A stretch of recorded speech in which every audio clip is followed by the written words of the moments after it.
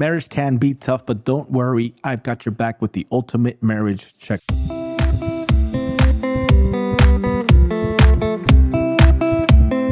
Hey there, friends and family, and welcome to the first episode of the First Comes Love podcast. I'm your host, Eli Castaneda, and I'm so excited to have you here today.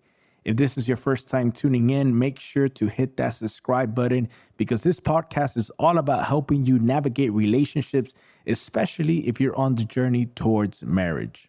Today, we've got a topic that I think is very important when we talk about relationships, and that is the topic of marriage readiness. Before we dive into the checklist, let me share a personal story.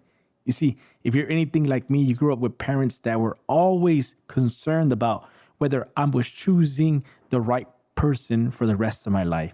Especially in Latin and Hispanic families, you have your abuelita, you have your mom, you have your dad, always chiming in with the person that you're with, or hey, what do you think about that person? And they're always trying to inquire. But I think that there's three essential things that we should all know before we take the plunge into marriage. So let's start by defining what marriage readiness truly means and why it holds so much importance.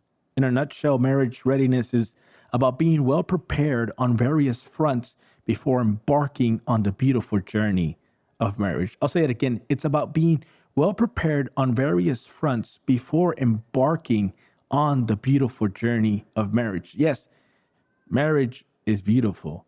And I'm sure, you're so excited about getting married and you're so excited about being with the love of your life. But marriage can be hard if you're not ready for it. And I think it's so important that we look at marriage as a partnership that we're going to have with somebody that we love. And I think it's so important that we discuss marriage readiness. Now, we'll break it down into three key aspects, 3 points on your checklist: emotional readiness, financial readiness, and personal growth.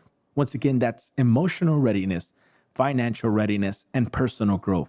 These are the pillars that can either make or break your marriage. Now, before we further dive into the checklist, let me share a startling fact. Divorce rates are often linked to a lack of marriage readiness. And a lot of people just enter marriage lightly, but it's not to be taken lightly. We need to be prepared for marriage. So that means that each item on our checklist plays a crucial role in ensuring the success of your marriage. All right, now let's delve into the first item on our checklist, and that is emotional readiness. This is a vital aspect that can be challenging for many couples. You see, society has taught us to be reserved with our emotions, especially men. We're taught that to be a man, you have to hide or suppress your feelings, but it's actually quite the opposite. A real man faces his feelings and confronts his feelings with honesty and courage. Emotional readiness is not just about expressing your feelings. It's about being emotionally mature and capable of handling the emotional roller coaster that is marriage. And if you're not married, it's about being able to handle the emotional roller coaster that is life. We all have ups and downs. We all go through different situations in our life. And if we're emotionally mature, we can rest assured that we can face those challenges, again, in a right manner, in a right way. How do we prepare ourselves emotionally? Well, it starts with effective communication, learning how to express our feelings honestly and constructively, even when it's tough. It's way more important to be able to express your emotions when it's tough. A lot of us know how to behave when we're happy. We know how to act when everything's going okay. But what happens when life gets hard? What happens when it gets difficult and you feel a certain way, but you express it in the wrong way? You see, I always use this analogy that some people sometimes feel very sad and they feel sad, but the way they express it is with anger. You've had a bad day at your job, and what happens? You take it out with your girlfriend, you take it out with your wife, and instead of saying, hey, I'm upset, I'm sad, we get angry and we say things that we regret later. Why? Because we expressed our emotion incorrectly. We didn't know how to process that we were sad. We didn't know how to process that we were upset, so we become angry.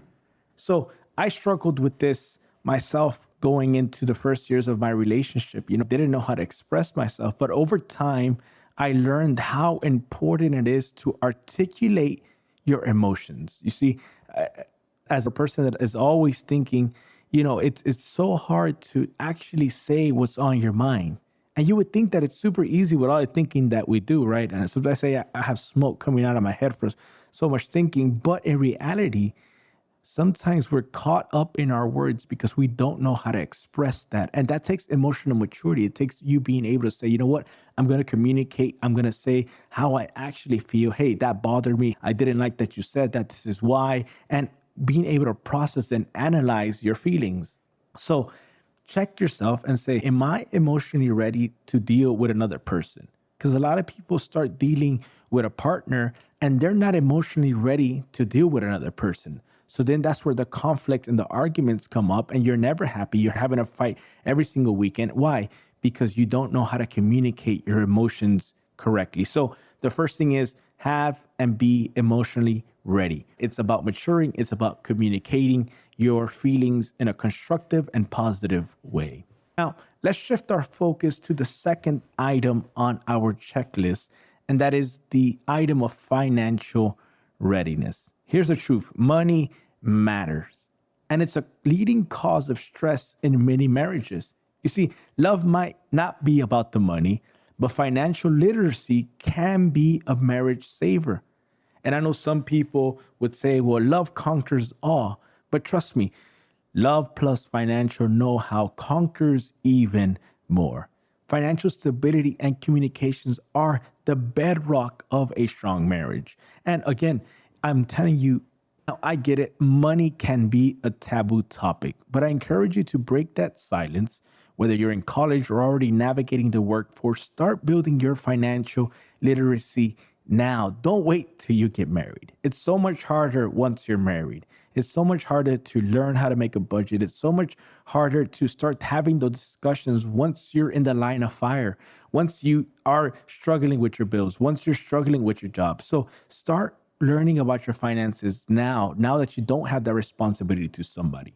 Right now that you don't have that responsibility to keep your household, to help your spouse, to help your family move forward, start learning now. How can I make money? How can I save money? What can I do to stay out of debt? Right? Don't get into debt. And it's much, much harder to deal with once you're married.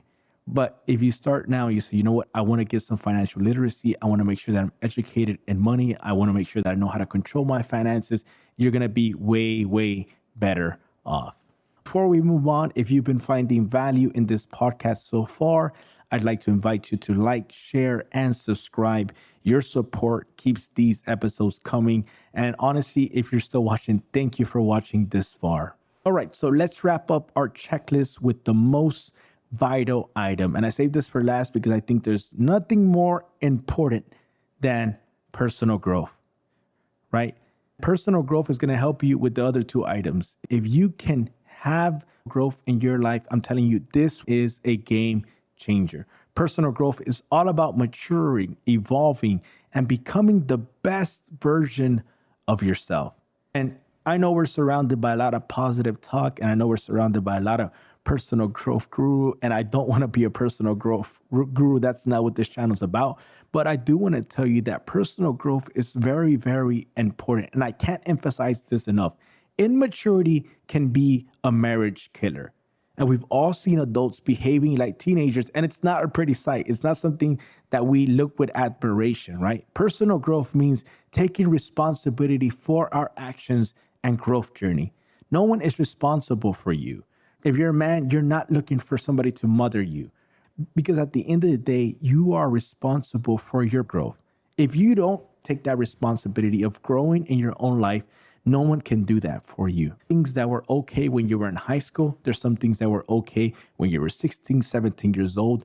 But now that you're in your 20s, now that some of you are even in your late 20s that aren't married because you haven't grown up. And a lot of times we ask ourselves, well, why am I not married? Why does nobody want to be with me? Hey, check your maturity levels. Check where you're at. How are you behaving? How do you conduct yourself? How do you carry yourself?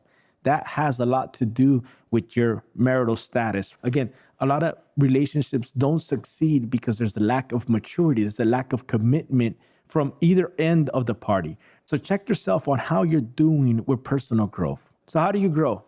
Start by creating habits and disciplines in your life that promote growth, You can't grow if you don't have habits and discipline in your life that are promoting that growth. A lot of people think that growth is just going to come out of nowhere, but growth doesn't come out of nowhere. Growth comes from being able to say, I'm going to take responsibility for my discipline. I'm going to take responsibility for my habits. I'm going to move forward. Again, we had to take responsibility for our own growth. No one is responsible for your growth. Remember, personal growth is not about perfection. It's not about being perfect. Personal growth is about the progress that you're making in your life. It's about becoming the best version of yourself, and not just for you, but for your future partner and your future family. So I think it's very, very important that we focus on growing up. It's time to grow up, especially if you're looking for a long-term relationship. Grow up. You don't know how many problems in your life you would solve if you would just grow up. So to sum it all up, we've covered the 3 essential elements of our marriage readiness checklist: emotional readiness, financial readiness, and personal growth. These are the foundations that will prepare you for a fulfilling marriage. But guess what? I've got a little gift for you in the podcast and YouTube description. You'll find a link there to our free PDF of the marriage checklist. It's your personal assessment tool to gauge your readiness. And I encourage you to download it, take your time with it, and be honest with yourself. Before we wrap up, I want to leave you with this. Marriage is a beautiful, lifelong journey, but you need to be ready for it. So I want to invite you to take these 3 items, this checklist, and take it to your heart and start working on it today. Don't wait till tomorrow. Start working on it today. Am I ready? You might not be even thinking about marriage, but start working on these. Start working on personal growth. Start working on financial literacy. Start working on emotional readiness. And you're going to see it's going to benefit you in ways that you have no idea.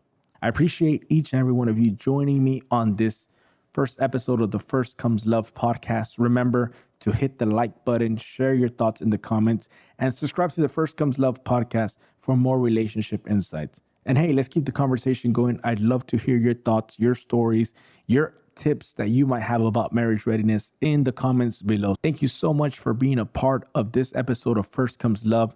It has been a pleasure having you. I'm Eli Castaneda, and this is First Comes Love. Until next time, take care. And remember, first comes love, then comes everything else. I was just calling to say that I hope you're okay.